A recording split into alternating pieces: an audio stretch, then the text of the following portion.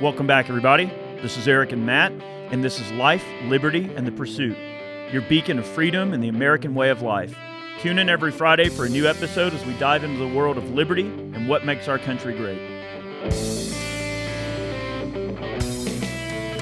All right, everybody, welcome back, and it's Matt and Eric here with Life, Liberty, and the Pursuit. I hope that everybody has had a wonderful week, and we're going to be diving into an awesome subject matter. I know this is on a lot of people's minds right now, and this is kind of hot in the internet community right now. We're going to talk about homesteading in a very uncertain world. I mean, the world is a scary place, Matt. There's a lot of things going on, and there's a lot of uncertainty about the future, and a lot of people have great concern about the future of their fortunes, the future of their property, the future of their rights. The future is a scary place, and we're going to kind of discuss this in the context of that and talk a little bit about homesteading. And there's a lot of interesting things that we're going to talk about in today's podcast. And before we get too far down the rabbit hole, I would just like to mention, if you want to support our podcast and support our YouTube channel, go over to Ballistic Ink and pick yourself up an awesome new t-shirt. That's a way that you can directly support us if you wish to do so. Matt and Lisa are doing a great job with our t-shirts. They're amazing. The designs are awesome. Thank you. Made with pride right here. And, check them out. Go over to Ballistic Ink and get a t-shirt. And that's one way you can support our efforts here on Life, Liberty, and the Pursuit. How have things been going? Dude, they've been going great. And I know that it's been hard for us to kind of link up and get in here and do these podcasts. And I'm glad that we're able to sit down and have a great conversation. And the subject we're talking about today is one that, some people are interested in and others kind of have a tendency to ignore it because, America is so, it's so, I want to say, maybe divided? No, not divided. It's so compounded. Thank you. At least you helped with getting that. It's so compounded because everything's built up on cities. So people have a tendency to forget about what's going to happen if you can't go to the store and get food, and what happens, if you can't get water, because we're so used to just turning on the tap or hitting the little button on the refrigerator and having the water come out. So I'm excited to talk about today's subject, and we're going to have a great conversation. Dude, we are totally going to have a great conversation. And so there's a couple of different mentalities, right? And we'll just briefly describe the mentalities of the prepping community and everything. One mentality is bug in, and one mentality is bug out. Now, I'm sure you can pretty much surmise what those two things entail. One means you're going to stay put, and the other means that you're going to pick up and go somewhere else. Now, just because you are engaged in, let's just say, the art of having a good homestead, okay, doesn't mean that you should not have a potential plan or ability to leave in a hurry and have some good supplies on you in that process if you need to. So I'm not saying that this is meant to just completely replace the idea of bugging out. Some people look at bugging out as an entire philosophy. Hey, society's going to collapse. Maybe you live in a really, really busy city and your only option is to bug out. Well, then obviously, yes, maybe some sort of a trailer and some supplies and the ability to leave quickly if you need to. Or maybe you live in a disaster area like a flood zone or somewhere where there might be a lot of hurricanes or bad weather or possibly tornadoes. You need to have the ability to get your family and your pets and your belongings and yourself to safety quickly. And you need to have a plan to execute instantly without thinking about it. You don't want to be rummaging around going, all right, where's this, where's that? There's a plan. So this podcast, today's podcast, is not about bugging out, but I wanted to give a quick nod to bugging out because it is a functional thing that people need to be prepared to do. So even if you do have a homestead, it's probably not a bad idea to still have a plan to leave because you never know. Things can change. Murphy's Law is a factor, and if it can happen, it probably will. So you may have the greatest, homestead in the world or the greatest bug-in plan in the world, but situation can dictate that can change, and you might need to, react to that. So it's just something to consider. Yeah, and a lot of things change in the mindset on bugging in or bugging out, based on a few criteria. And I used to be a bug out kind of guy. You had your go bag, you had your destination, you had everything set up. But what changed is once you have a family, once you have a wife or a husband or wife or a daughter or a son or multiple kids, that really makes it difficult, because now you're not only just worried about yourself and grabbing supplies for you, now you have to grab supplies for an entire family. Everything gets exponentially more difficult and dangerous. Now you're trying to pull security while you're driving for your family in a SHTF situation. So once, this is just me personally, once I hit that type of mentality and I had that family, I switched gears and said, you know what, it's going to go more for a bug in type of strategy. And then even that, it really depends on where you live at. So if you're living in, say, like downtown New York, yeah, bugging in probably isn't the best option. Everything is skyscrapers. You're taking into consideration there's no ventilation. It's going to be super hot. Everybody's still stacked on top of each other. There's no, agriculture or ag anywhere. So a concrete jungle, if you will. And I live in, the suburbs of Atlanta. So my neighborhood, even though we have houses that are close by, we're not on top of each other, and we can secure the area pretty well. And then I know you live out here a little bit more rural, Eric. And Eric has extended me the gracious invitation to say, hey, if you need to bug out, you can come on down. That's right. I have accepted that invitation. So if anything happens, we're bringing the family. And I think that has to do with two things: trust and a mutual understanding of work. Meaning, I need people to help. I trust you enough to help, so you're invited. Good. That's right. So let's define what homesteading actually means. Look, quite simply, homesteading is simply defined as just anyone who seeks a lifestyle of self-sufficiency. Really easy, right? The modern homesteader is actually, there's been a great movement in our society to be much more self-sufficient. And a lot of that self-sufficiency comes from a few distinctive areas. One area is that, many people are very untrusting of the government and have become more untrusting of the government because of recent events. And look, this isn't a tinfoil hat moment. This is just reality, right? Like whether or not you believe the government has malicious intentions, right, that's irrelevant. They have clearly proven through, direct demonstration of their inability to deal with situations that, they may not always have the answers, right? So whether you believe their conduct will be malicious or, damaging, which I'm in the group of people that feel that they're very incompetent, and I think they're willfully incompetent, and I think that they will absolutely do anything they need to sustain their own narcissism and their own tendencies to want to hold and gain and achieve more and more power and influence. So no matter what your reasoning is for wanting to be a person who wants to be a homesteader, here we are. We've arrived at the situation where, okay, I want to be more self-sufficient. What can I do? Now, there's a lot of different aspects of this. One is going to be pretty dependent on the amount of property that you have available. All right. Most homesteaders, you want to try to have as much, agricultural land as you can possibly get a hold of. So you could probably get away with 30 or 40 acres, even smaller. There are micro homesteads where people can have a very, very sustainable amount of food and goods and things that they need that they can produce on a very, minimal amount of land. There are homesteaders even in cities that might only have an acre or two, but because of, the way that they do the terraces and the way that they plant their crops and rotate their crops, they can actually grow a lot of food, even on just a couple of acres of land. So you don't have to have a huge piece of land to still produce a lot of food for your family. And it's crazy when you look at history, you look at all of the various governments around the world, all the things that go on from a geopolitical standpoint all around the world, and you look at the way different countries handle folks who produce their own food.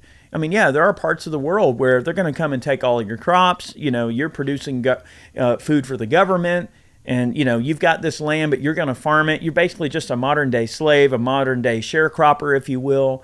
And I worry that our very country that we know and love so much here, that it's turning into the same type of thing. I mean, look at without getting the tinfoil hat on, look at the CCP buying up all the farmland. Look at Bill Gates buying up all this farmland, speculating on farmland, pushing for you to eat bugs and all of this random stuff. Yeah, man, that's no scary, good stuff.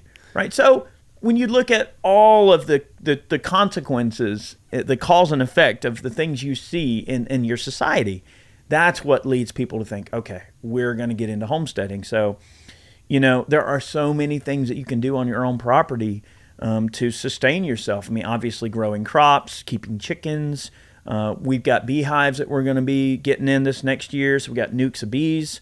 We're going to have egg-laying chickens. Irrigation. We're set up on wells. I mean, obviously, if you have a piece of property where you can run off of wells, that's always going to be great. If you've got a good deep bored well with a good deep aquifer, good clean water, you don't have to rely on city water. That's going to be a pretty important consideration. I mean, water is very essential to survival. If you can find a property with a good river on it or a creek or a good spring-fed pond, you're good. Yeah, and I think that, you hit on a lot of good things, and we're gonna kind of go into a little bit more on the considerations, but I just wanted to mention that, a lot of people think homesteading, they base their perception of homesteading off of what they see on YouTube, and what they see on YouTube are like these huge swaths of land out in the Midwest where you're like, oh, I got 200 acres to play with. And that, I mean, yes, it makes very good content. And when you see it, you're like, this is the dream, to have that much acreage, to have all this cool stuff. So it's almost like they kind of get down on the dumps of like, why can't I get that? Or that's what it's required to have a proper homestead. But really it's not. You can get away with, 10 acre. People underestimate how much 10 acres is. I mean, if you think about it, a house in the suburbs of a metro city is usually about half an acre. So if you have 10 acres, it's 20 houses worth. So if you look at your house, imagine having enough land for 20 houses. That's a fairly large amount of land for one person to occupy, at least. And I mean, when you start getting more into the rural parts of the U.S., you can get huge swaths of land for not too much money. But I do think you nailed a good point. The land is worthless if you don't have water, which is the big thing with like New Mexico. You can go to New Mexico and you can get hundreds of acres for pennies on the dollar. There's not a drop of water in sight. You cannot drill deep enough to get water. It's barren. So those are huge considerations to make. Infrastructure. You have to have water. You have to be able to bear food and sustain life, meaning not human life, but like animals, because that's where your proteins are going to come from, or at least some of your proteins. So there's a lot of different ways to skin this cat. And, I know we only have an hour, and this will probably wind up we'll break some of these concepts up into full episodes that will go into a heck of a lot more detail in the future. But to kind of hit on some of the high points, homesteading can be very affordable, but it can also be very expensive depending on which route you go. I mean, for instance, we got solar set up here on the property not too long ago. We went with SunPro, and we got 32 panels, which is the maximum amount allowed by law in the state that I live in. Now, I only have one battery, which only allows me to store about 10 or 11 kilowatt hours per day. So I'm really only producing on a decent day about 65% of my own electricity. But to put that in perspective, that system costs over $100,000. So if you're savvy and you want to do the work yourself, solar panels have never been more affordable, right? Batteries have never been more affordable. So there are certainly ways that if you are savvy enough to do it yourself, you can certainly save a boatload of money. Now, I'm not an electrical engineer. I don't know all the ins and outs of solar in terms of being able to handle everything on my own, so I opted to have a company handle it. But just know that there are lots of varying ways that you can handle power on your property. If you're going to have a homestead in a down-grid situation, you need to be able to produce your own power somehow. There are various options for wind turbines, geothermal, solar. Also, if you have a good running river on your property, they have turbines that can run off water.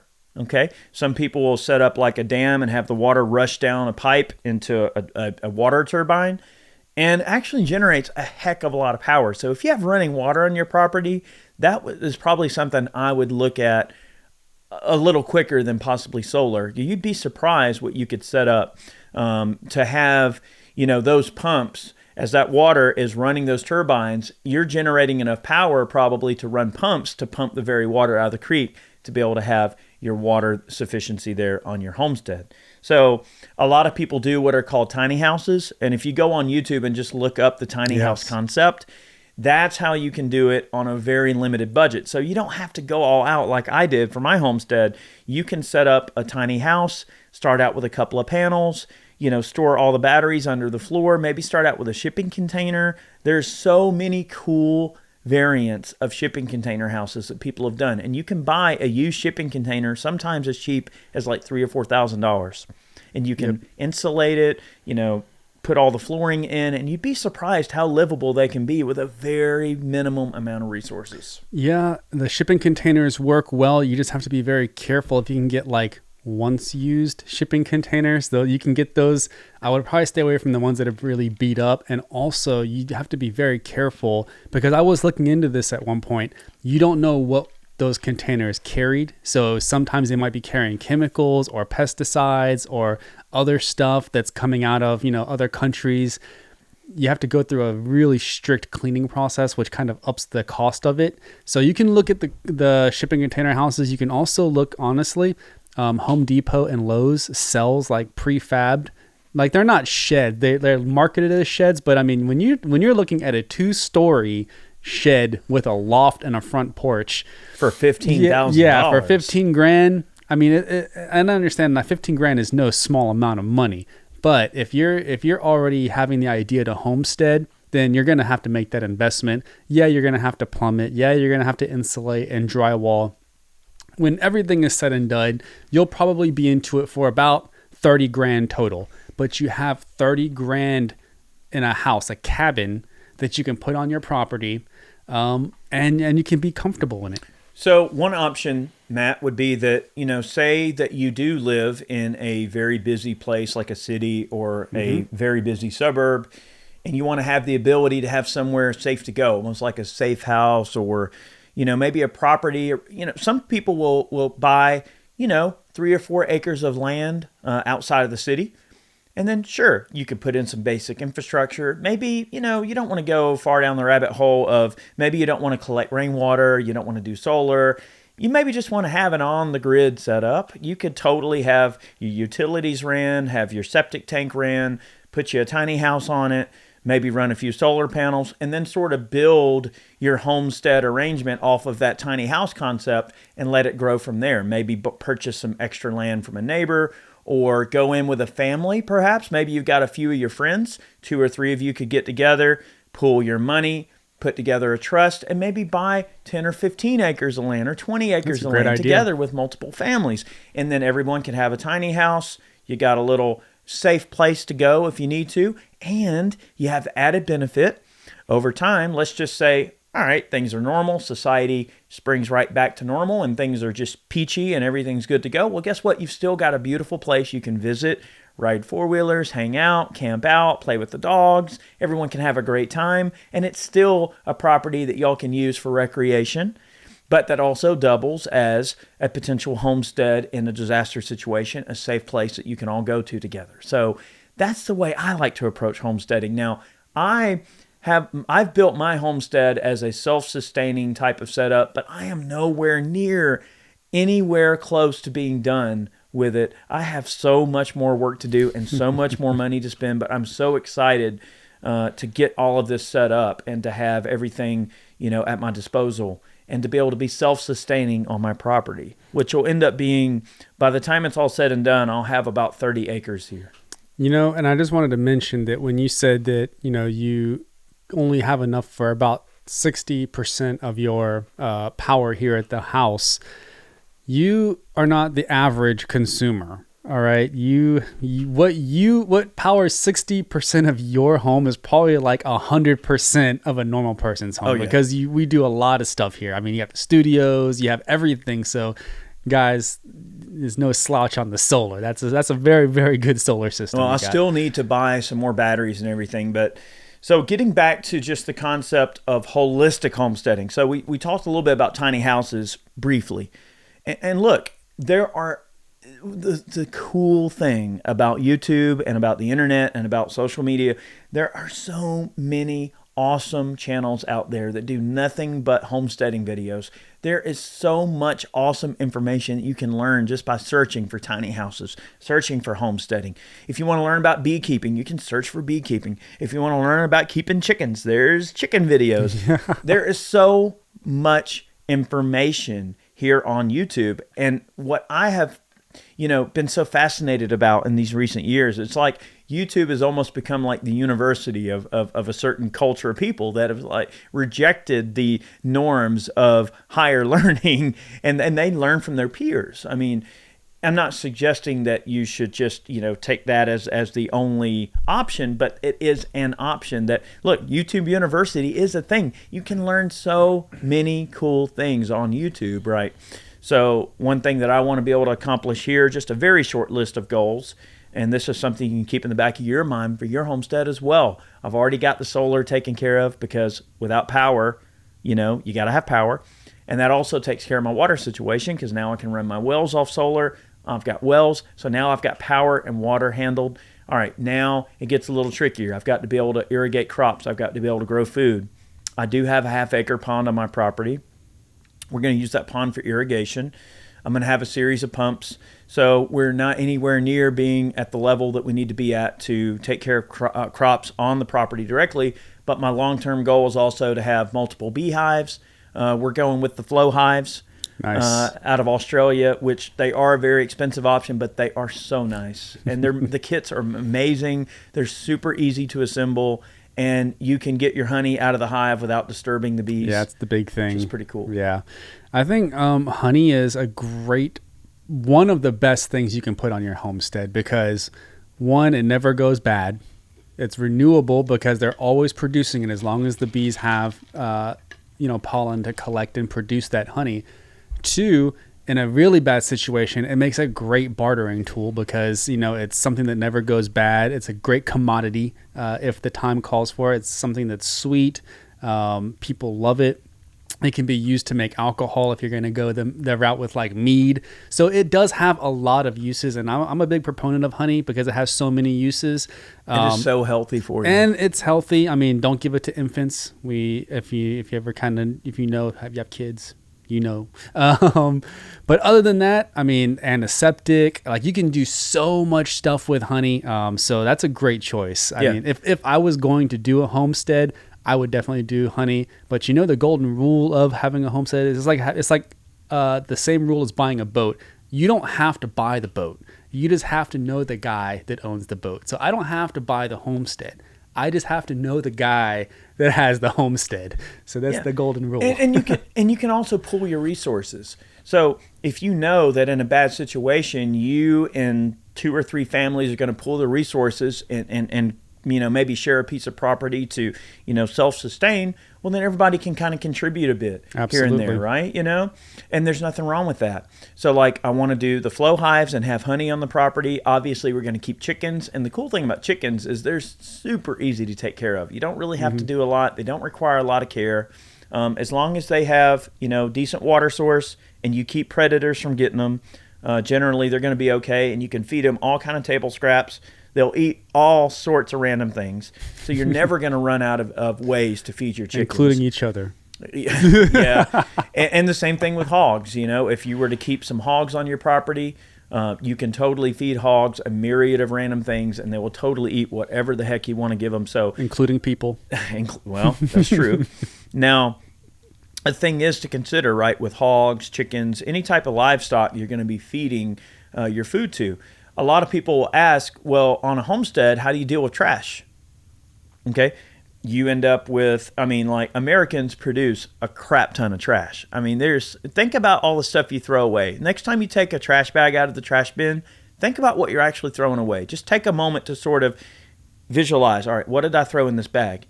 And you'll realize that a lot of it is stuff that would probably be biodegradable if you want to put it in the compost bin. That's right. Some of it would be food scraps that animals could totally eat, right? you should never let any bit of meat go to waste. Your dogs can eat the meat, so you're not going to have meat going to waste. You're not going to have, like, okay, you're going to cut up some carrots and you got the carrot tops. Guess what? Your freaking hogs can eat every scrap of random vegetable trimmings.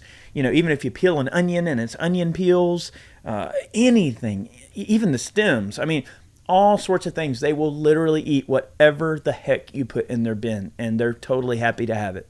So you've got a natural garbage disposal on your property. If you've got hogs and chickens, you can set up Japanese beetle traps on your property, which Japanese beetles in my area are a huge problem.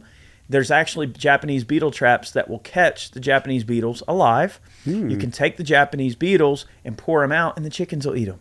So that's free forage for the chickens, and you're getting rid of the Japanese beetles on your property, which are causing problems for your orchards, your trees, all of your crops. Yeah, they will definitely do some damage to your trees. And I know that you have quite a few pear trees on the property. They will definitely ruin those. And, on top of the chickens, they provide eggs, but they also, if you keep some roosters, they will also produce some viable proteins as well. And it's like this big, feedback loop of okay, they give me chickens, they give me eggs. You don't keep the rooster in there all the time. You just bring them in. They let them do their things and fertilize the eggs. You have the hogs, but you do have to manage that hog population.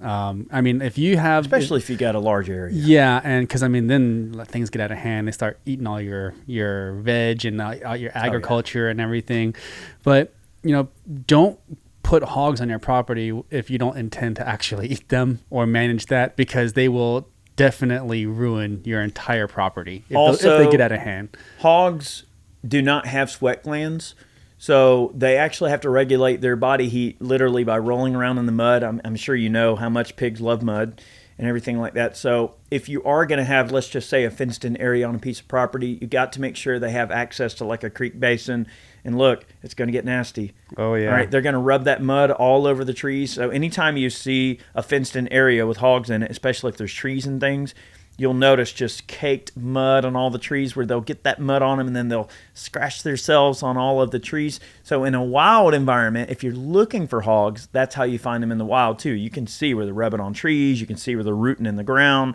So kind of keep that in mind. They're going to tear the ground up. They're going to make a mess. They're going to smell. And those are all things that you have to consider. The smell is pretty bad. Yeah. Not going to lie. So just keep that in mind. But it is a good bit of work to take care of livestock. But as Matt mentioned, it is a continuous feedback loop of preparation, that if you go about it just the right way, you can have a steady source of chickens. You can have a steady source of eggs, hogs, any type of livestock you might want. I'd like to mention also, so we're setting up a big greenhouse here on the property. And we're going to have an aquaponics system and tilapia. Now, this project is going to take some engineering and a little bit of know-how, but I know we're up to the challenge. We're going to put a huge water tank in the middle of our greenhouse, okay? And we're going to keep probably, I think my goal is to keep about 300 or 400 tilapia on hand at all times. All right, you have to have 3 different tanks. You have the tank that your adult tilapia live in. You have a tank that you put your pairs in that you want to breed, and then you have a fry tank.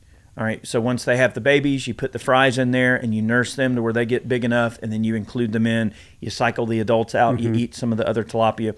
But the way aquaponics works is, the way aquaculture is, so in nature, right, there's an entire symbiosis that exists. Okay, rainfall refreshes the rivers and lakes and streams and ponds and things like that. The fish, obviously, the water has to be reoxygenated through wind movement, through water movement, through refreshing, through all of the various systems of rainfall and drain off, right? But then they produce waste, right? The fish poop in the water, and it adds nitrates and all these things. Over the time can become toxic to the fish. But through the symbiosis of the way plants need what we're producing, right? So what you're doing is, essentially with aquaponics, you're creating this tiny little environment where the water is continuously pumped up to your crops that are in the greenhouse.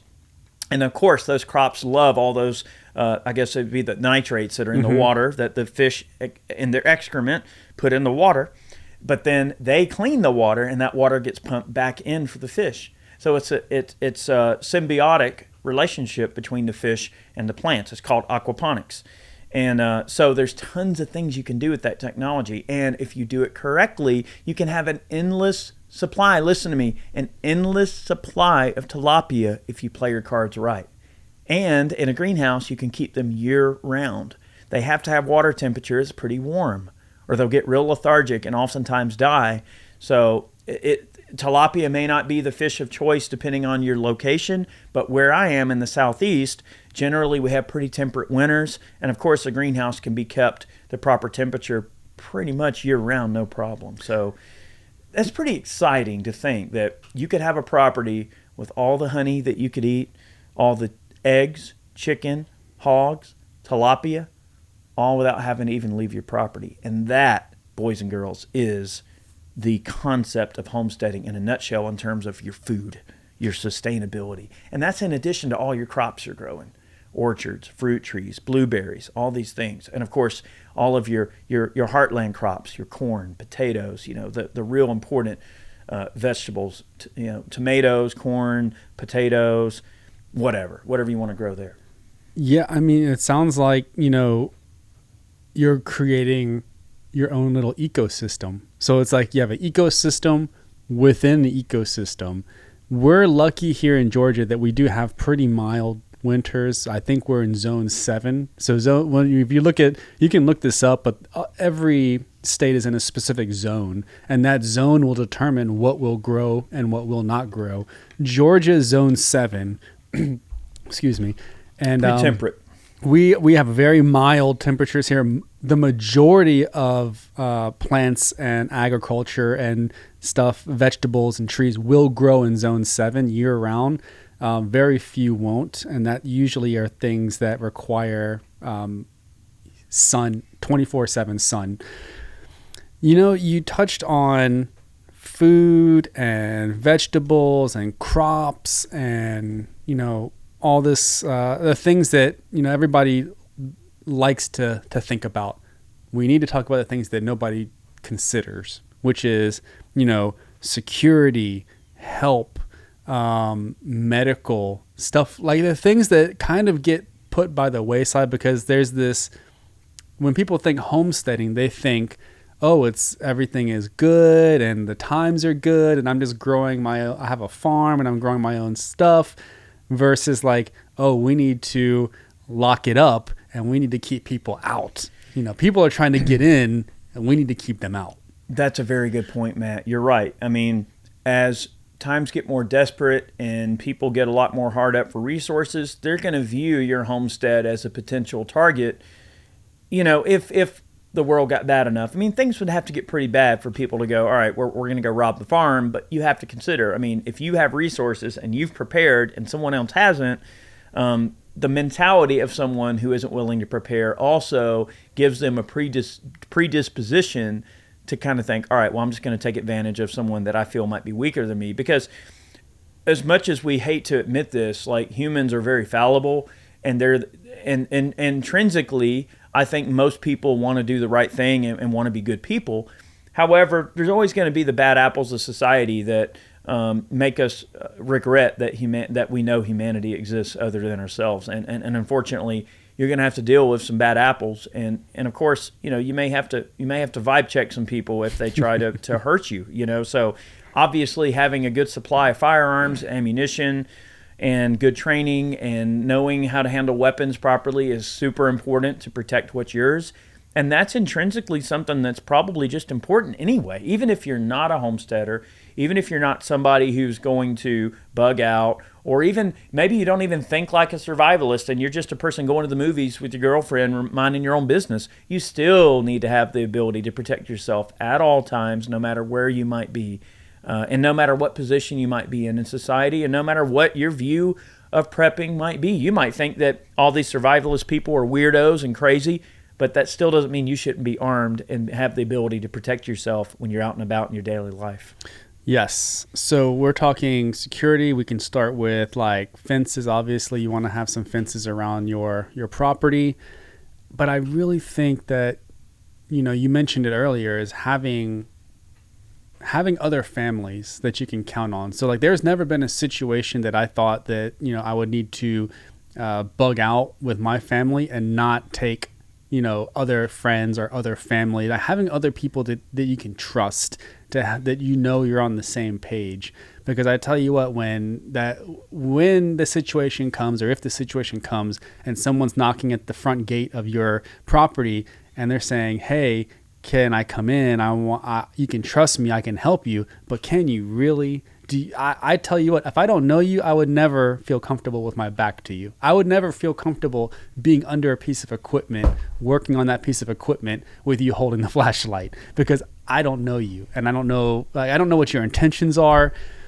And it's just a scary world, because like you said, inside you want, like, your nature is to trust. Your nature is to think that people are good, but everything that we've experienced has shown that is incorrect. Yeah. People have a tendency when they're desperate to do bad things to others. Yes. And, we can't assume that every person we meet is going to be good or bad. But if I assume that every person I run into could mean me harm, then I'm never going to be caught off guard if they do.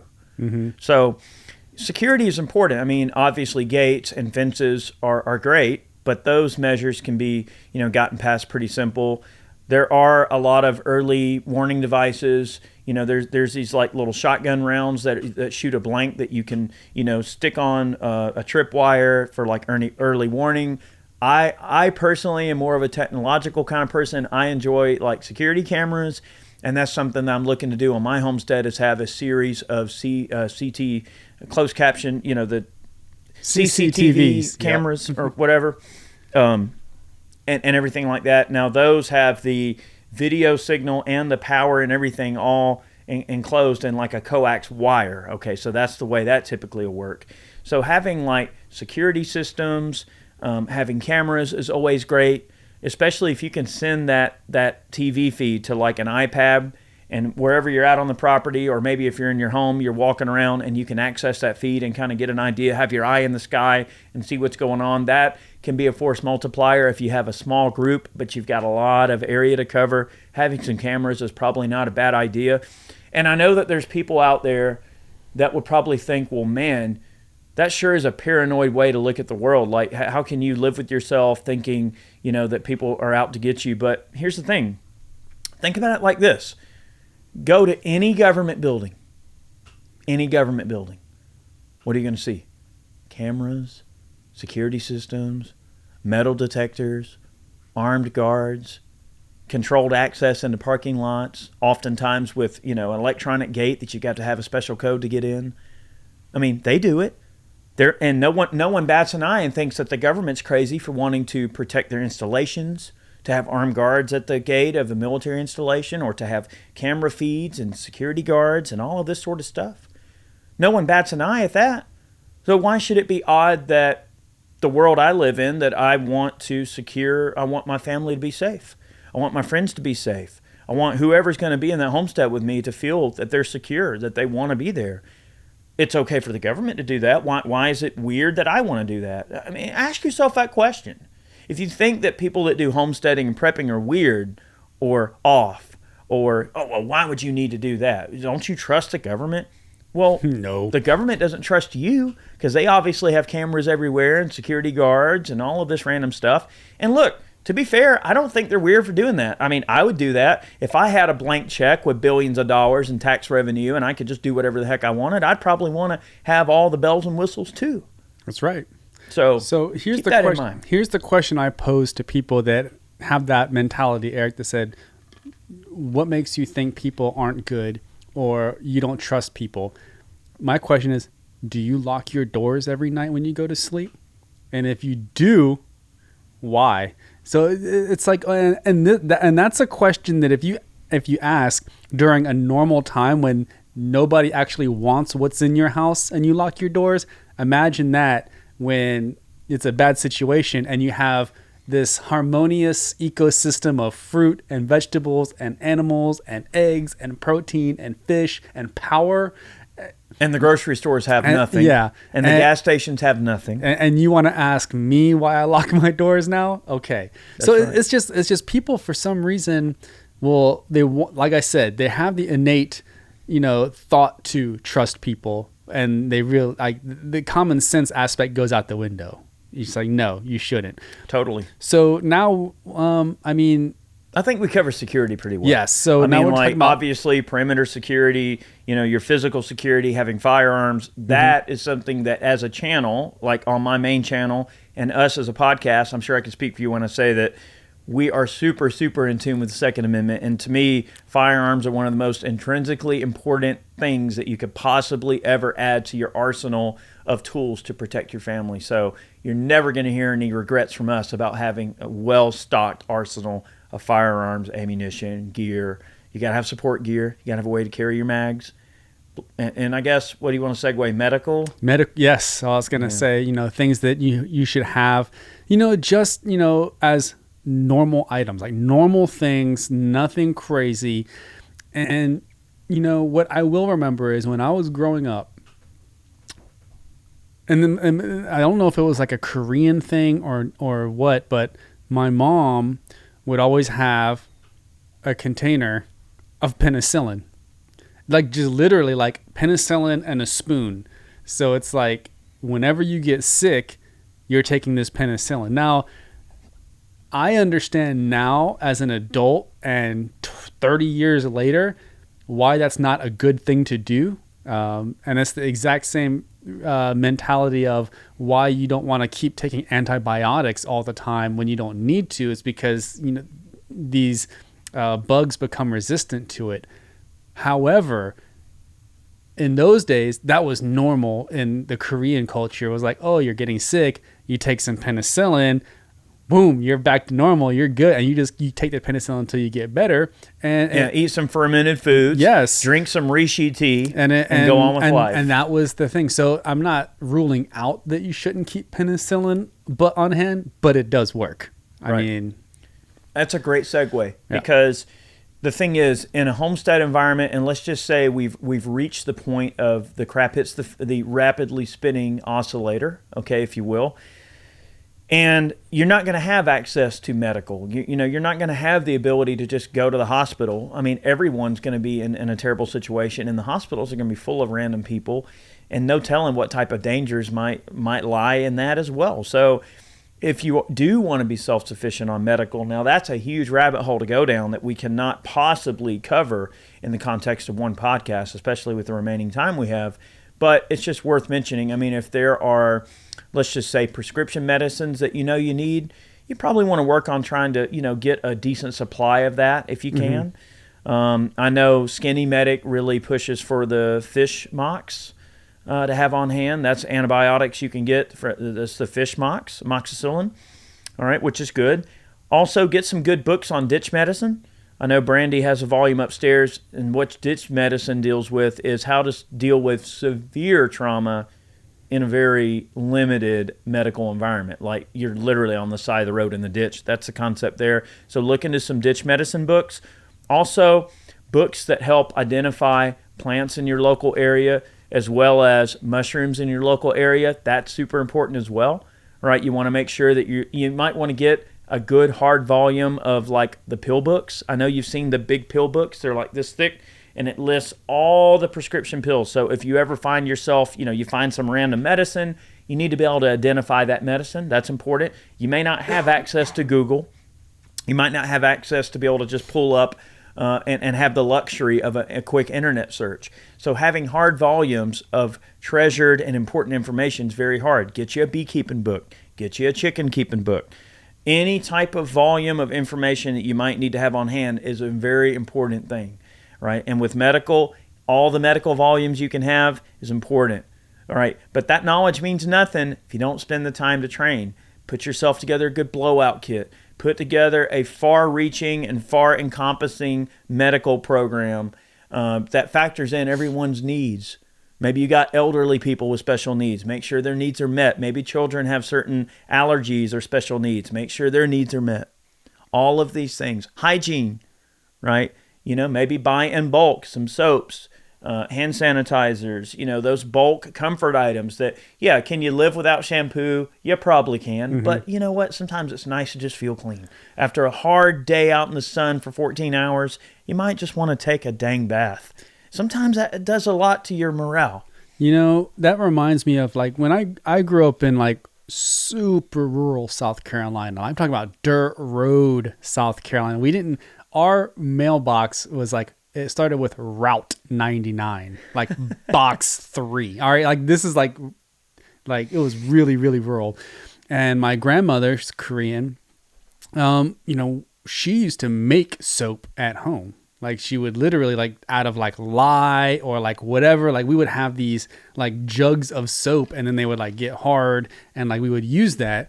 But like those are the types of things like that would really come in handy with like homesteading, because like personal hygiene is a thing. Like you get infections and whatnot. So you do need an actual way to clean that bacteria off and make soap.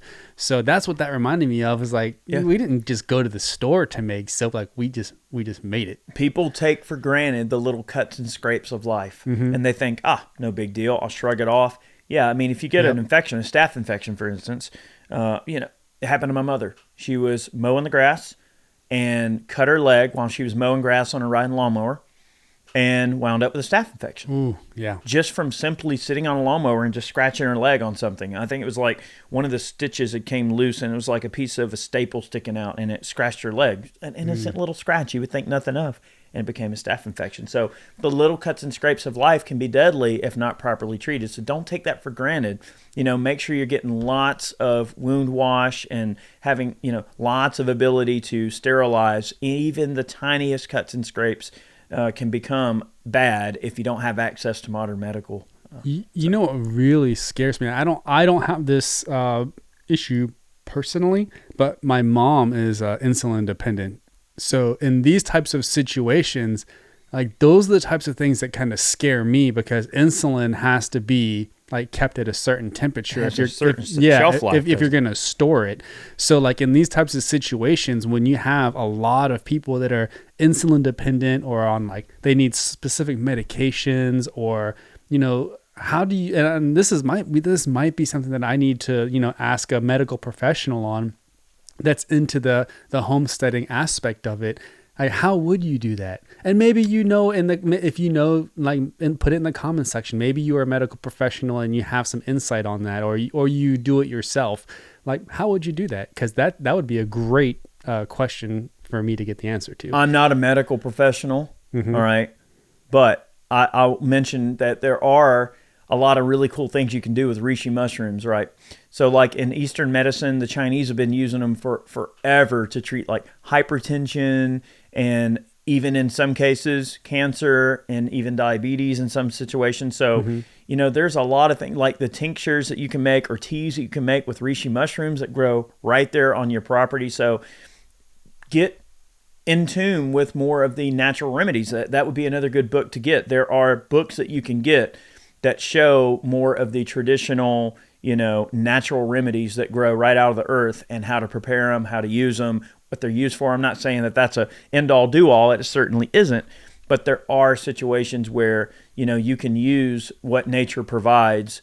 You got to think, when they make medicine, for instance, you open up a little container, doop, open it up, you take a pill, right? Well, what's in that pill? Have you ever thought about that, right? Medicine has to come from somewhere, right? It's synthesized from various things that occur in nature naturally, right? In many cases. So I know that that's not a do-all, end-all solution to something as sensitive as an insulin dependency, but just bear in mind that that's a great question. Mm-hmm. There are medicines that if certain people, if they don't have their medicine, it might not end well for them. Yeah.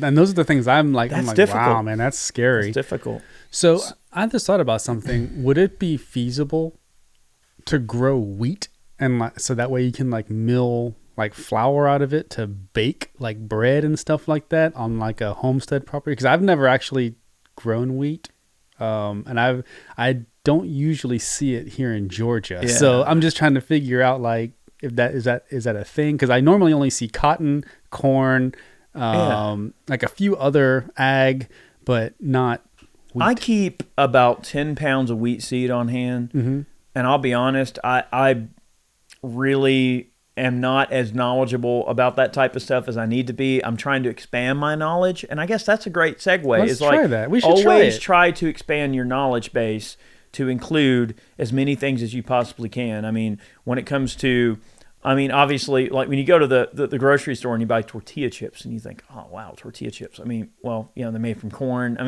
When you think about the raw ingredients, look at your favorite foods and then look at the ingredients. And oftentimes you think, wow, like that's it, right?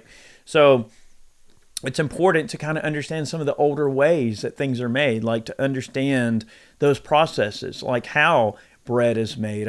I know, all right, for instance, here at the house, I do keep a lot of I keep brewer's yeast, I keep bread yeast and bread materials, and Brandy can make a starter. We keep a lot of flour on hand. So there are a lot of staples that would be very difficult to produce locally, but not impossible to produce locally. Obviously, there's certain, specialized tools and specialized equipment you might need to process something like wheat down, or to process something like corn, and like I say, take like dry corn and mortar and pestle. So there's all these like more traditional methods of making food that don't involve machinery or this bulk processing like you see in our modern society. And I guess that is sort of a cornerstone of homesteading as well. And one way that you could really dial in on that concept quite well is to look at the Amish. Look at how the Amish live. They churn their own butter. They make many of their own goods. They make their own, clothing in many cases. Many of the things they use, they make. So to have an appreciation for what homesteading really is, it's important to understand that the folks that are very traditional Amish, they have got it down to a science, and they're very good at it. And not only do they survive, they thrive. Absolutely. So, that's an important aspiration to live to. I just thought about something. We were talking about those tiny houses. That might be a good segment for us. We should do we can get a tiny house, and then we'll vlog it from beginning, like showing putting in the insulation, plumbing it, drywalling it. So what does it take from start to finish to get this? We can go over the cost, yes, over the time, the labor, and really dial in exactly in this modern age, like what it takes to have a tiny house. And look, we'll do solar, have it off the grid. Dude, we should totally do it. Let's do it. Let's do it. That's going to be a lot of fun. Yeah, man. That's exciting. Yeah. So that way everybody can get a real deal view of what it takes. Not inflated, this is going to cost this, but this is if we're doing the work ourselves. We're not calling in plumbers. We're not calling in drywall contractors. We're not calling in the professionals. We're doing it. This is what it's going to take. Yeah. Nice. I agree. We put in our own septic system. Yeah. We can, put up the solar and do our own miniature water heater and water filters, filtration, all that. That'd be interesting. Let's look at that. Yeah. I think we could totally do it. We'll price it out and see. Yeah, let's price it out and see what it's going to run, and maybe that'd be a fun project for us to take on, and we can do maybe a video series and kind of go exactly. through it. Yep. But in the meantime, there are tons of great YouTubers out there. They're doing such a great job of putting out content on homesteading, tiny houses. I'd like to say that, we do cover a lot of the firearms aspect quite a bit. So if you want knowledge about firearms, our channel is a great resource for guns. That's really been our bread and butter over the years. But there are people that are like the homestead version of what we do. So they do more of the just complete dyed-in-the-wool, intrinsic, survival of the homestead. So there's so much information out there and so many great resources. There's absolutely no excuse to not have a good understanding of what homesteading is and what simple survival mentality entails. I think that kind of wraps things. I know we could really get into many more pillars to this particular issue. And we might touched later on some very important ones. Yeah, and I think that's the important thing is I get it. We're discussing this, guys, in the most layman way possible. So this is like a very high level, like your basic things that you need to get started. Maybe we'll do another episode where we can kind of dive into a little bit more of the minutia of like what is like, how do you acquire this? If you're going to have chickens, what's the best way to keep them from getting eaten by hawks? How much, do you obviously need to move stuff around so they're not picking the ground clean. So there's the smaller stuff that you need to get into in order to make it a successful homestead. This is just basically a starting point for you guys to do more research on YouTube. Yeah, I mean, we didn't really go into like fuel storage or communications like ham radios or walkie-talkies. So much more into it. There's so many little tiny things that you can kind of keep in the back of your mind that maybe oftentimes people take certain things for granted like that. We have the ability, the luxury of picking up a cell phone and calling somebody, but that might not be reality in a really bad situation. So that's right. Just an important thing to think about. And I really appreciate everybody that supports the podcast. I know we don't have quite the humongous viewership that some of the other podcasts do, but I really enjoy doing these kind of long-form talks, and I hope you guys enjoy spending your Saturday with us here on the channel. We post these podcasts on YouTube every Saturday. The audio version goes up all over where you can find podcasts anywhere on the internet the Friday before. So if you just can't wait and you want to get your episode in, you can check it out on Friday or wait for Saturday for the video version and watch it here on the channel. See our faces here on the YouTubes. And, if you guys want to support the podcast, go over to Ballistic Ink and pick yourself up a snazzy new t-shirt. That's one way you can support us. Matt and Lisa are obviously doing a great job on the shirts. I love them. They're edgy. They're definitely liberty-minded, so keep that in mind. American made. Yeah, pick yourself up a shirt to support the channel. Many more podcasts on the way. We really hope you enjoyed it. We've got so much we want to talk about, so many cool things, and we're going to start doing some awesome guest spots. I'm going to work on trying to get some of those booked. We are going, just some housekeeping real quick, we are going through a little bit of a technological tiny little technological learning curve and evolution in terms of how we're doing this. We have tried to, set the cameras up a bit different. We've got some different lighting. We're experimenting with that. We've gotten some new equipment that has made our life a little bit easier here for the studio, which, I just want you to know you're a direct part of. So thank you for supporting us and helping us get in this equipment. But also just some housekeeping. Our internet here is terribly slow. That could be, honestly, a whole nother discussion on the prepping mindset. But Starlink is not going to be available in my area for probably another year at worst. So, our ability to have guests on the podcast might be limited by our really slow internet. I'm talking like not even a meg upload speed. We're super slow. Like our download speeds are like maybe 7 megs. We have ridiculously slow snail internet, and I apologize. But we do want to have more guests on the channel, and I do want to do more StreamYard type content with Matt and I where we entertain certain guests. We're working on that, and I promise as soon as our internet allows, we will do more of those episodes. But we are a little bit limited on technology, so that's why I just wanted to share that. And have yourselves a great week. Many more on the way, and we will see y'all soon. See you next week. Bye, everybody. Thanks for listening to Life, Liberty, and Pursuit. If you enjoyed the show, be sure to subscribe on Apple Podcasts, Spotify, and anywhere else podcasts are found. Be sure to leave us a 5-star review. We'd really appreciate that. You can support us over on Ballistic Ink by picking yourself up some merch. And remember, guys, dangerous freedom. Have a good one.